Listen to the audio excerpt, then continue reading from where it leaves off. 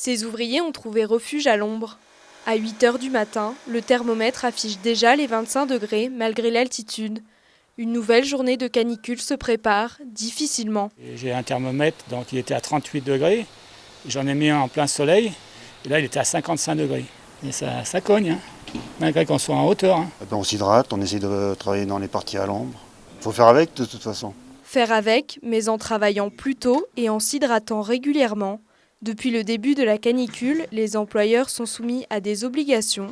Ils doivent fournir 3 litres d'eau par jour à leurs ouvriers et aménager leurs horaires. Sur ce chantier de menuiserie, l'adaptation s'est faite naturellement. On essaye de trouver un peu des solutions pour pouvoir couper un peu les journées, donc faire un peu plus de pauses, faire une pause un peu plus longue le midi, donc au lieu de rattaquer à 13 h, on rattaque à 14 h pour pousser un peu la chose.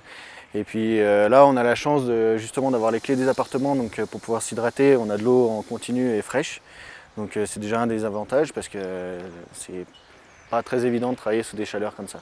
Mais ces nouveaux horaires ne sont pas sans conséquences pour les entreprises qui pourraient voir leur chantier retardé.